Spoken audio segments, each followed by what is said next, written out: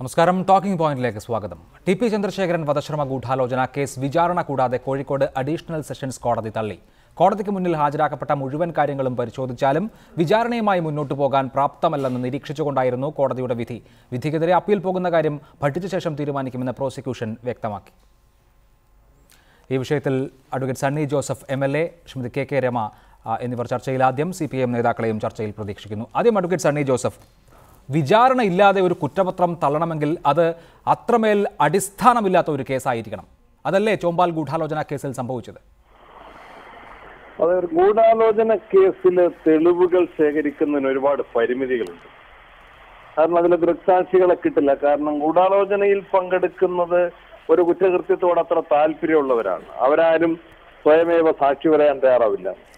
അതുപോലെ അതിലെ കുറ്റവാളികളുടെ കുറ്റസമ്മത മൊഴിയും ലഭ്യമാകാൻ പ്രയാസമുണ്ട്. അതുകൊണ്ട് സാഹചര്യ തെളിവുകളാണ് ഏക ആശ്രയം. ആ സാഹചര്യ തെളിവുകളെ കോർത്തിണക്കാനും വിചാരണ കോടതിയുടെ മുൻപാകെ ഫലപ്രദമായി അതിനെ അവതരിപ്പിക്കാനും പ്രോസിക്യൂഷന് ഒരുപക്ഷെ കഴിയാതെ വന്നിട്ടുണ്ടാകാം. കോടതിയുടെ വിലയിരുത്തൽ അതാണ്. അതിനെ സംബന്ധിച്ച് ഇനി അപ്പീൽ കൊടുക്കാൻ സാധിക്കുമോ, ഈ ഡിസ്ചാർജിനെതിരെ അപ്പീൽ കൊടുക്കാൻ സാധിക്കുമോ എന്ന് ബന്ധപ്പെട്ട പ്രോസിക്യൂട്ടർമാരാണ്. അതുമായി പഠിച്ച കേസ് ഫയല് പഠിച്ചവരാണ്, അതിന്റെ തെളിവ് അസസ് ചെയ്തവരാണ് അതിനെക്കുറിച്ച് വിലയിരുത്തേണ്ടത്. ഇത് ഒരു ഫസ്റ്റ് റൗണ്ടിൽ പ്രാഥമികമായിട്ട് പ്രോസിക്യൂഷൻ ഒരു പരാജയമാണെന്നുള്ളത് ഇതിൽ ശ്രീ സണ്ണി ജോസഫ്, പ്രോസിക്യൂഷന്റെ പരാജയം എന്നതിലുപരി നോക്കൂ, ഒരു അന്വേഷണ സംഘത്തെ സംബന്ധിച്ച് രാഷ്ട്രീയ തീരുമാനപ്രകാരം എടുക്കപ്പെട്ട ഒരു കേസാണെങ്കിൽ തെളിവ് ശേഖരിക്കാൻ പരിമിതികളുണ്ട്. ഇല്ലാത്ത തെളിവ് ഉണ്ടാക്കാൻ പറ്റില്ലല്ലോ ഒരു അന്വേഷണ സംഘത്തിനും. ഇവിടെ ഈ കേസിൽ അതാണോ സംഭവിച്ചത്? അല്ല, ഏത് അന്വേഷണ സംഘത്തിനും സത്യത്തിന്റെ അടിസ്ഥാനത്തിലും യുക്തിഭദ്രമായിട്ട് മാത്രമേ തെളിവുകൾ ശേഖരിക്കാൻ വേണ്ടി കഴിയുകയുള്ളൂ. ആ തെളിവുകളെല്ലാം കോടതിക്ക് അതേപടി സ്വീകാര്യമാകണമെന്നില്ല. അതിൽ വരാവുന്ന നിയമത്തിന്റെ ഭാഷയിൽ പറഞ്ഞാൽ ലാക്കുണ എന്ന് പറയും. അതായത് അതിലെ പിഴവുകൾ, അതിലെ ഒഴിവുകൾ, അതിലെ പോരായ്മകൾ, അതിലെ വീഴ്ചകൾ അത് കൂടി സൂക്ഷ്മമായിട്ട് പരിശോധിച്ചായിരിക്കും കോടതി വിലയിരുത്തുന്നത്. കോടതിയുടെ സൂക്ഷ്മ വിലയിരുത്തൽ പോലെ, നിഷ്പക്ഷ വിലയിരുത്തൽ പോലെ പ്രോസിക്യൂഷന്റെ ഭാഗത്തുനിന്ന് ഉണ്ടാകുന്നില്ല. പ്രോസിക്യൂഷൻ ചാർജ് ചെയ്യുന്ന എല്ലാ കേസുകളും, ചാർജ് ഷീറ്റ് ചെയ്യപ്പെടുന്ന എല്ലാ കേസുകളും ശിക്ഷിക്കപ്പെടണമെന്നില്ല. കേരളത്തിലാണ് ആ ശിക്ഷാ നിരക്ക് ഏറ്റവും കൂടുതൽ. ചാർജ് ഷീറ്റ് ചെയ്യുന്ന തീർച്ചയായും സണ്ണി ജോസഫ്, അത് ജനറലായ കാര്യങ്ങൾ. ഈ കേസിനെ മാത്രം എടുത്താൽ ടി.പി. ചന്ദ്രശേഖരന്റെ കൊലപാതകം, അതിൽ മികച്ച രീതിയിൽ ഒരു അന്വേഷണം നടന്ന് സമയബന്ധിതമായി വിചാരണ പൂർത്തിയാക്കി അതിലെ കുറ്റക്കാരെ ശിക്ഷിക്കാൻ കഴിഞ്ഞു എന്നുള്ളത് നേട്ടമാണ്. പക്ഷേ ആ കേസിനൊപ്പം ഇങ്ങനെ ഒരു വധശ്രമ ഗൂഢാലോചന കേസ് രജിസ്റ്റർ ചെയ്ത് അന്വേഷിക്കുന്നത് തന്നെ സംശയാസ്പദമായിരുന്നു. അത് ആ നിലയ്ക്ക് തന്നെ ചോദ്യം ചെയ്യപ്പെട്ടിരുന്നു. ഇന്നിപ്പോൾ അതാണ് തുറന്നു കാട്ടപ്പെട്ടിരിക്കുന്നത്. അതെന്താ വെച്ചാൽ ഈ രണ്ട് ഘട്ടങ്ങളിലായിട്ടുള്ള ഗൂഢാലോചനകൾ ഉണ്ടായിട്ടുണ്ട്. അതുകൊണ്ടാണ് രണ്ട് അന്വേഷണം വന്നത്. അത് സാങ്കേതികമായിട്ടുള്ള പ്രയാസങ്ങൾ ഉണ്ടാക്കുന്ന ഒരു വിഷയമാണ്. കോടതികളുടെയും സാമാന്യ യുക്തിയുടെ മുൻപിലും ഇപ്പൊ ചോദിച്ചതുപോലെ തന്നെ അത് ബോധ്യപ്പെടുത്താൻ വിഷമകരമാണ്. അതിൽ തെളിവ് ശേഖരിക്കലും അതിന് കാലപ്പഴക്കമുണ്ട്. അതിന് തെളിവ് ലഭ്യമാക്കാൻ പ്രയാസമാണ്. കൺവിൻസിങ് റിലയബിൾ ലീഗൽ എവിഡൻസ്, നിയമപരമായിട്ട് ബോധ്യപ്പെടുത്താൻ സാധിക്കുന്ന ഡിപ്പെൻഡബിൾ ആയിട്ടുള്ള എവിഡൻസ് കളക്ട് ചെയ്യുന്നതിൽ ഒരുപാട് പരിമിതികളുണ്ട്. ആ പരിമിതികളായിരിക്കാം ഈ പ്രോസിക്യൂഷന് വിനയായിട്ട് വന്നിട്ടുണ്ടാകും. ദയവായി തുടരുക. ശ്രീമതി കെ രമ, അന്വേഷണ സംഘത്തെ സംബന്ധിച്ച പരിമിതികൾ അല്ലെങ്കിൽ അവർ ഈ കേസിൽ കാണിച്ച ശ്രദ്ധക്കുറവ്, പ്രോസിക്യൂഷന് കാര്യങ്ങൾ വേണ്ടവണ്ണം അവതരിപ്പിക്കാൻ കഴിയാത്തത്, ഇതൊക്കെ കാരണങ്ങളായിരിക്കാമോ? എന്താണ് നിങ്ങൾ ഈ കേസ് തള്ളിപ്പോകാൻ, വിചാരണയിലേക്ക് കടക്കാൻ പ്രാപ്തമല്ല ഒരു വസ്തുതയും എന്ന് കോടതി കണ്ടെത്താനുള്ള കാരണമായി എന്തിനെയാണ് കാണുന്നത്?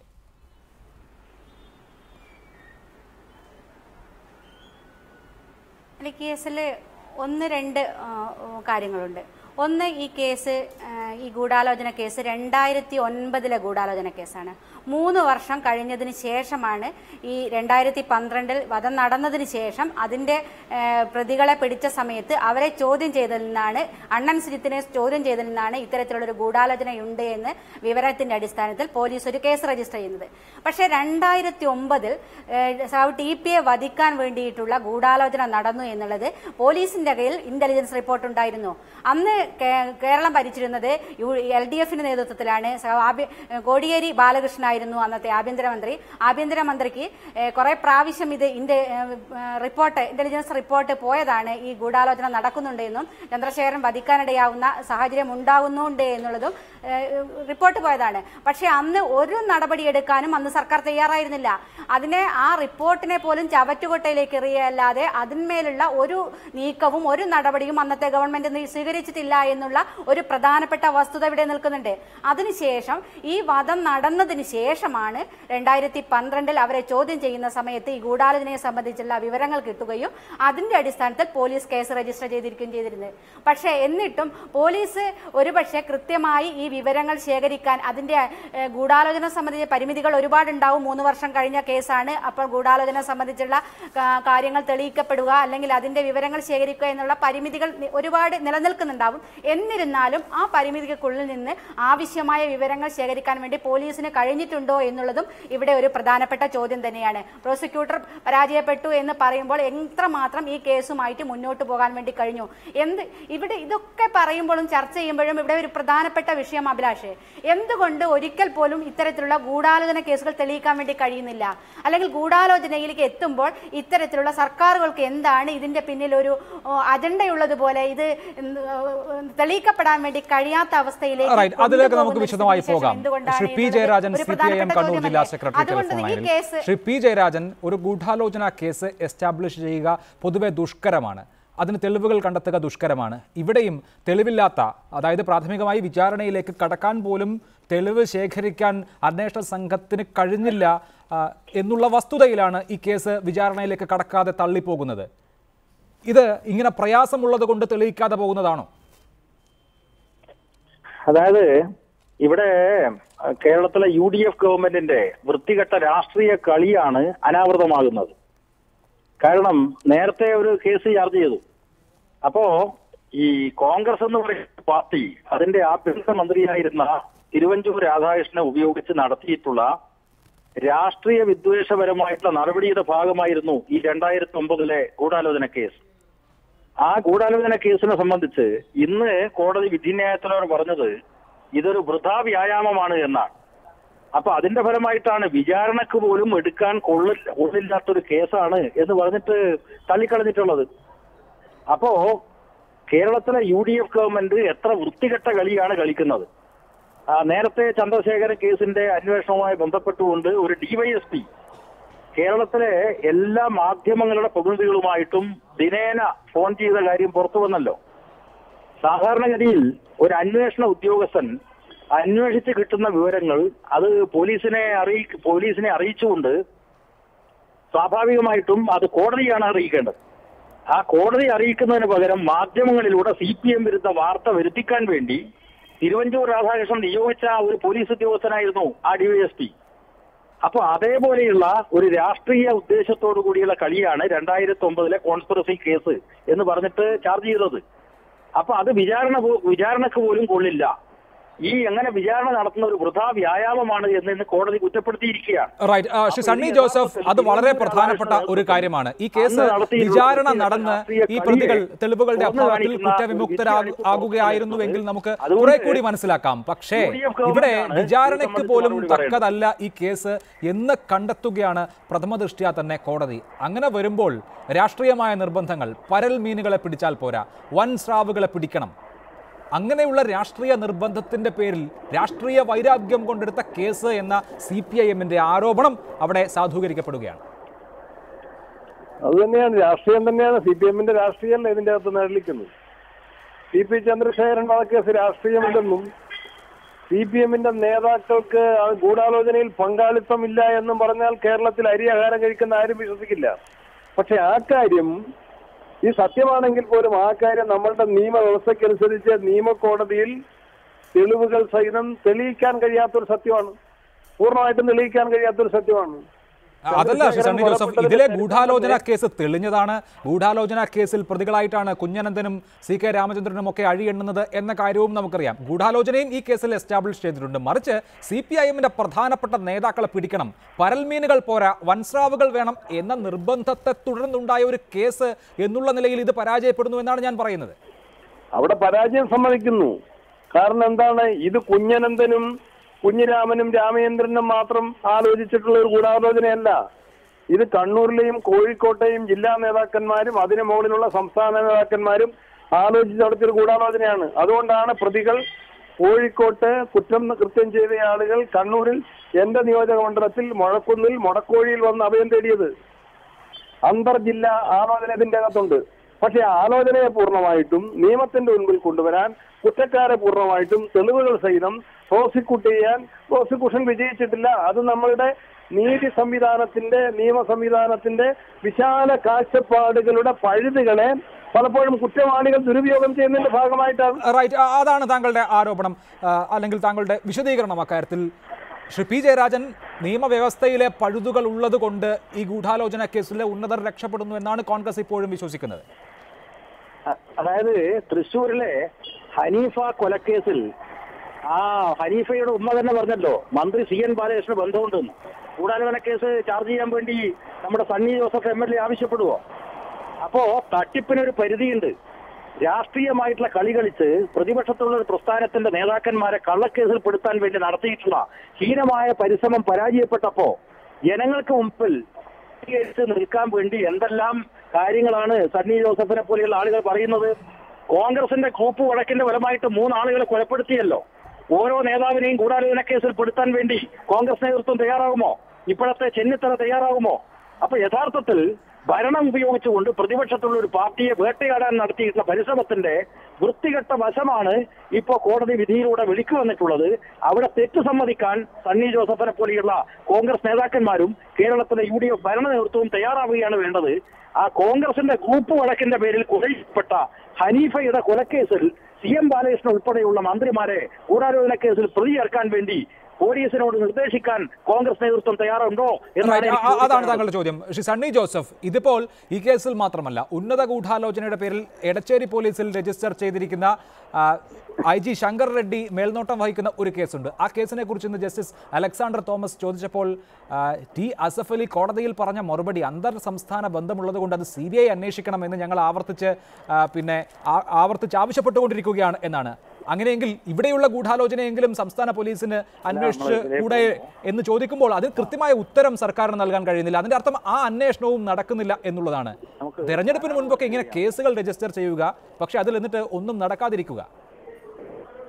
ഇല്ലില്ല, ഇപ്പൊ ജയരാജൻ ഞാൻ പറഞ്ഞതിന് മറുപടിയാണോ പറഞ്ഞത്? എന്റെ ഒരു ചോദ്യം വളരെ വിനീതമായിട്ട് ജയരാജനോട് ചോദിക്കുക. TP ചന്ദ്രശേഖരനെ കൊല ചെയ്ത പ്രതികൾ, ശിക്ഷിക്കപ്പെട്ട പ്രതികൾ നേരെ വന്ന് ഒളിവ് സങ്കേതം കണ്ടെത്തിയത് കണ്ണൂരിന്റെ മലയോര പ്രദേശത്താണ്. എങ്ങനെ ഇത് കുഞ്ഞനന്ദന്റെയും രാമചന്ദ്രന്റെയും ബുദ്ധിയിൽ ഈ പ്രദേശങ്ങൾ കണ്ടെത്തും? കണ്ണൂരിലെ CPM നേതാക്കന്മാർ അറിയാതെ എങ്ങനെ? ഇവിടെ തെളിവുകളുണ്ട്. മനുഷ്യ മനസാക്ഷിയുടെ മുൻപിൽ വളരെ ക്ലിയർ ആയിട്ടുള്ള തെളിവുകളുണ്ട്. ആ തെളിവുകൾ ഒരുപക്ഷെ കോടതിയിൽ മനുഷ്യ മനസാക്ഷിയുടെ മുന്നിൽ തെളിഞ്ഞാൽ പോരല്ലോ. കണ്ണൂരുകാരായ മുടക്കോഴി മഴ അറിയില്ല, മുടക്കോഴി മല എന്നൊരു സ്ഥലമുണ്ട് എന്ന് P. ജയരാജനോ മറ്റാരെങ്കിലുമോ അവർക്ക് പറഞ്ഞു കൊടുക്കണം എന്നൊക്കെ പറഞ്ഞാൽ എങ്ങനെ ശരിയാവും? എങ്ങനെ അവർക്കറിയോ? പ്രതികൾക്കറിയോ? കുഞ്ഞനന്ദൻ അറിയോ? അവർക്ക് എന്താ അറിഞ്ഞുകൂടായിക? എങ്ങനെ അറിയും? അവരുടെ റേഞ്ച് എന്താ? സണ്ണി ജോസഫ്, പാനൂരിലും തലശ്ശേരിയിലും താമസിക്കുന്ന ആളുകൾക്ക് താങ്കളുടെ കോൺസ്റ്റിറ്റ്യുവൻസിയിലുള്ള കണ്ണൂർ ജില്ലയിൽ തന്നെയുള്ള മുടക്കോഴി മല എന്ന സ്ഥലം അറിയണമെങ്കിൽ അത് P. ജയരാജനോ മറ്റാരെങ്കിലുമോ പറഞ്ഞു കൊടുക്കണമെന്ന് പറയുന്നത് എന്ത് യുക്തിയാണെന്ന് എനിക്ക് മനസ്സിലാകുന്നില്ല. അതാണ് സാമാന്യ യുക്തി. നിങ്ങൾക്ക് മനസ്സിലാവില്ല. ഞാൻ സിമ്പിളായിട്ട് ചോദിക്കട്ടെ. കോഴിക്കോട് ജില്ലയിലെ ഒരു ലോക്കൽ കമ്മിറ്റിയിൽ മാത്രം പ്രവർത്തിക്കുന്ന ഒരാൾക്ക് മൈലുകൾ ദൂരത്തിൽ ഇങ്ങനെ ഒരു ഒളിസങ്കേതം കണ്ടെത്താൻ, അവിടെ ഒളിസങ്കേതം ഒരുക്കാൻ സാധിക്കണമെങ്കിൽ അതിന് കണ്ണൂർ ജില്ലാ നേതൃത്വത്തിന്റെ സഹായം വേണം. അത് പകൽ പോലെ തെളിഞ്ഞ ഒരു കാര്യമാണ്. പക്ഷെ അത് നിയമകോടതിയുടെ മുൻപിൽ നിയമപരമായിട്ട് തെളിയിക്കാൻ പരിമിതികൾ ഉണ്ടാകും. റൈറ്റ്, അതാണ് താങ്കൾ ചൂണ്ടിക്കാണിക്കുന്നത്. ദയവായി തുടരണം. ശ്രീമതി KK രമ, ഞാൻ സൂചിപ്പിച്ച രണ്ടാമത്തെ കേസ് താങ്കൾ അടക്കം അതിശക്തമായി വാദിക്കുകയും പരാതി കൊടുക്കുകയും ചെയ്തതിന് ശേഷം രജിസ്റ്റർ ചെയ്ത രണ്ടാമത്തെ കേസിലും യാതൊരു അന്വേഷണവും നടക്കുന്നില്ല എന്നുള്ളതാണ് വസ്തുത. അതിൽ പോലീസ് തന്നെ പറയുന്ന പരിമിതി, ഇക്കാര്യത്തിൽ മുന്നോട്ട് പോകാൻ യാതൊരു തെളിവുകളുമില്ല, ഇതിൽ കൂടുതൽ അന്വേഷിച്ചിട്ട് കാര്യവുമില്ല എന്നുള്ളതാണ്. ഒരു കേസിന്റെ അവസ്ഥ ഇങ്ങനെയുമായി എങ്ങനെ ഈ സാഹചര്യം ഉണ്ടാകുന്നു? അല്ല, എടച്ചേരി പോലീസ് അന്വേഷിച്ച കേസ്, ശങ്കർ റെഡ്ഡിയുടെ നേതൃത്വത്തിൽ അന്വേഷിച്ച കേസിന് ഒരുപാട് തെളിവുകൾ ശങ്കർ റെഡ്ഡിയുടെ അന്വേഷണ സംഘത്തിന് കിട്ടിയിട്ടുണ്ട് എന്നാണ് ഞങ്ങൾക്ക് മനസ്സിലാക്കുന്നത്. പക്ഷേ അത് മുന്നോട്ട് കൊണ്ടുപോകാനും ഇവിടെ സർക്കാരിന് വേണ്ടത്ര താല്പര്യമുണ്ടോ എന്നുള്ളത് ഒരു പ്രധാനപ്പെട്ട ചോദ്യം തന്നെയാണ്. ഈ പല കാര്യത്തിലും വരുന്ന പോലെ ഈ കാര്യത്തിലും നേതാക്കന്മാർ, എല്ലാ രാഷ്ട്രീയ നേതാക്കന്മാരും ഒത്തുകളിക്കുന്നതിന്റെ ഭാഗമായിട്ട് തന്നെ ഈ കേസും അത് ഒതുക്കി തീർക്കുന്ന ഒരു അവസ്ഥ തന്നെയാണുള്ളത്. കാരണം ഒരു ഫോണിന്റെ ഡീറ്റെയിൽസ് കിട്ടാത്തത് കൊണ്ടാണ് അന്വേഷണം മുന്നോട്ട് പോകാത്തത് എന്നാണ് ഒരു പ്രാവശ്യം ആഭ്യന്തരമന്ത്രി നമ്മളോട് പറഞ്ഞത്. പക്ഷേ ആ ഫോണിന്റെ ഡീറ്റെയിൽസ് ഇപ്പോഴും കിട്ടിയിട്ടുണ്ടോ എന്താണ് എന്നുള്ളതിനെ സംബന്ധിച്ച് നമുക്കിപ്പോഴും വിവരങ്ങൾ അറിയില്ല. എന്തുകൊണ്ട് അത് കൊണ്ടുപോകാൻ വേണ്ടി സർക്കാർ താല്പര്യം കാണിക്കുന്നില്ല? എന്തുകൊണ്ടാണ് ഇത്തരത്തിലുള്ള കേസുകൾ ഇങ്ങനെ മുന്നോട്ട് കൊണ്ടുപോകാൻ കഴിയാത്തൊരവസ്ഥയിലേക്ക് എത്തിപ്പെടുന്നത് എന്നുള്ളതാണ്. പിന്നെ ഈ 2009 ഗൂഢാലോചന കേസ് വിചാരണ കൂടാതെ തള്ളി എന്ന് പറയുമ്പോൾ അത് കോടതി പറഞ്ഞൊരു പ്രത്യേക കാര്യമുണ്ട്. അതിൽ വിചാരണയ്ക്ക് ആവശ്യമായ തെളിവുകളില്ല എന്നാണ് കോടതി പറഞ്ഞത്. അല്ലാതെ ഈ ഗൂഢാലോചന നടന്നിട്ടില്ല എന്നോ ഇത് കെട്ടിച്ചമച്ചതാണെന്നോ ഇത് പോരായ്മയാണോ എന്നൊന്നും കോടതി വിലയിരുത്തിയിട്ടില്ല. ആവശ്യമായ തെളിവുകളില്ല എന്നുള്ളതാണ് ഇന്നത്തെ കോടതി വിധിയിൽ വന്നിരിക്കുന്നത്. നമുക്കറിയാം 3 വർഷം കഴിഞ്ഞ് രജിസ്റ്റർ ചെയ്ത കേസാണ്. അതിന്റെ ഗൂഢാലോചന സംബന്ധിച്ചുള്ള കാര്യങ്ങൾ കണ്ടെത്തുക എന്നുള്ളത് പ്രയാസമാണ്.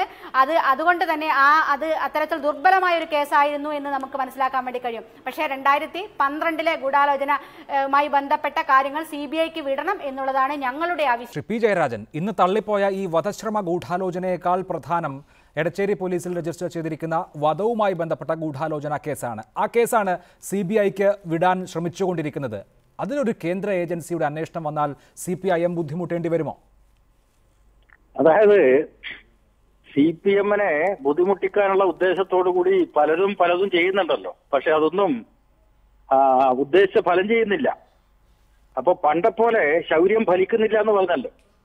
അപ്പൊ അതേപോലെ പണ്ടത്തെ പോലെ വിലപേശൽ ശക്തി ആരംഭിക്കില്ല. അത് ദാരികന്റെ ബല കുറയുന്നത് പോലെ കുറഞ്ഞു വരികയാണ്. അപ്പൊ കോൺഗ്രസിന്റെ കരുവായിട്ട് അവരെ ഉപയോഗിച്ചു. ഇനി വേണ്ടത്ര ആവശ്യം കോൺഗ്രസിനുണ്ടോ എന്ന് സംശയമാണ്. അപ്പോ യഥാർത്ഥത്തിൽ CPMനെ ദ്രോഹിക്കാൻ വേണ്ടി ഇവരെയൊക്കെ കരുക്കളാക്കി മാറ്റുകയാണ് ചെയ്തിട്ടുള്ളത്.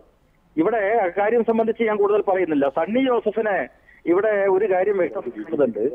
ഈ തെളിവുകൾ ഉണ്ടായി ഞങ്ങൾക്ക് തെളിയിക്കാൻ കഴിഞ്ഞില്ല എന്ന് പറഞ്ഞല്ലോ.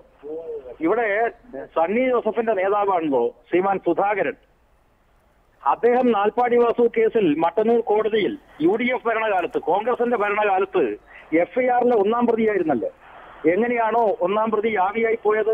ശരി, അതാണ് ശ്രീ സണ്ണി ജോസഫ് ഇപ്പോഴും KK രമ പ്രതീക്ഷിക്കുന്നത് ഒരു CBI അന്വേഷണം ഉണ്ടാകും ഇക്കാര്യത്തിൽ എന്നുള്ളതാണ്. പക്ഷേ സംസ്ഥാന സർക്കാർ ആവശ്യപ്പെടാഞ്ഞിട്ടല്ല. CBI ഈ കേസ് വിചാരണ നടന്ന് ശിക്ഷിക്കപ്പെട്ട ഒരു കേസാണ്, ഞങ്ങളുടെ അന്വേഷണം ആവശ്യമില്ല എന്ന നിലപാടിലാണ് ഇപ്പോഴും. ഈ കേസിൽ ഒരു CBI അന്വേഷണം ഉണ്ടാകുമെന്ന് താങ്കൾ ആത്മാർത്ഥമായി കരുതുന്നുണ്ടോ? CBI ഏറ്റെടുക്കാൻ വിസമ്മതമാണ് അവർ അറിയിച്ചിട്ടുള്ളത്. എങ്കിൽ പോലും ഇത് ആവശ്യമാണ്. ഇതിന്റെ പ്രാധാന്യം ബോധ്യപ്പെടുത്താൻ സർക്കാരിന് സാധിക്കുമെന്ന് ഞാൻ കരുതുകയാണ്. ഒരിക്കൽ കൂടി അതിനു വേണ്ടിയിട്ടുള്ള ശ്രമം നടക്കണം. അന്വേഷണം നടക്കട്ടെ. ഇതിൽ ഗൂഢാലോചനയുടെ എലമെന്റ് വളരെ വ്യക്തമാണ്. ഇത്രയേറെ കേരളീയ സമൂഹം ചർച്ച ചെയ്ത്, മാധ്യമങ്ങൾ ചർച്ച ചെയ്ത്, രാഷ്ട്രീയ കേരളം ചർച്ച ചെയ്ത് ഇങ്ങനെ കരുതി കൂട്ടിയിട്ടുള്ള ഒരു ഗൂഢാലോചന തന്നെയാണ്. ഇതിലെ പ്രതികളുടെ ഒളിവുൾപ്പെടെയുള്ള കാര്യങ്ങൾ, ഇതിന്റെ ആസൂത്രണം, കേസിനെ പറ്റി പറ സണ്ണി. ഹനീഫ കേസുണ്ടല്ലോ, ആ ഹനീഫയുടെ ഉമ്മ പറഞ്ഞല്ലോ CM പാലേസിന് ബന്ധമുണ്ട്. ഇപ്പൊ ജയരാജൻ പറഞ്ഞ നേരത്തെ ഒരു കേസുണ്ടല്ലോ, നാൽപ്പാടി കേസ്. എന്താ ജയരാജ അത്? സുധാകരനെ ബന്ധിപ്പിക്കാൻ എന്തുണ്ട്? 1-ാം പ്രതിയായിരുന്നു സുധാകരൻ. ഇത് കോടതിയല്ലേ വെറുതെ വിട്ടത്? കോടതി വിചാരണ ചെയ്തല്ലേ വെറുതെ വിട്ടത്? FIRലെ 1-ാം പ്രതിയായിരുന്നു. അതിന് കോടതിയല്ലേ വെറുതെ വിട്ടത്? അല്ല, കോടതിയിൽ ഹൈക്കോടതിയിൽ അപ്പീൽ പോയി, ഹൈക്കോടതി വെറുതെ വിട്ടു. അല്ല, അദ്ദേഹം പറഞ്ഞത് അന്നത്തെ നിങ്ങളെ മുഖ്യമന്ത്രി നയനാര് വന്നില്ലെങ്കിലും കോൺഗ്രസ് പ്രമുഖ വക്കീലിനെ വെച്ച് കേസ് നടത്തി, ഗവൺമെന്റ് പ്രോസിക്യൂട്ടറെ വെച്ചു, സർക്കാരിന്റെ അതേപോലെ 2009 നിരപരാധിത്വം തെളിഞ്ഞ് ആണല്ലോ കോടതിയിൽ അത് ഒഴിവാക്കപ്പെട്ടത്. അതെ, വിചാരണയ്ക്ക് വളരെ നന്ദി ശ്രീ പി ജയരാജൻ, ശ്രീ സണ്ണി ജോസഫ്, ശ്രീമതി KK രമ സംസാരിച്ചതിന്. നമുക്ക് വളരെ വിപുലമായ തർക്കത്തിലേക്ക് പോകാൻ സമയം അനുവദിക്കാത്തത് കൊണ്ടാണ് ടോക്കിംഗ് പോയിന്റ് പൂർണ്ണമാവുന്നു. ഇടവേളയ്ക്ക് ശേഷം എഡിറ്റേഴ്സ് അവർ കാണാം. നമസ്കാരം.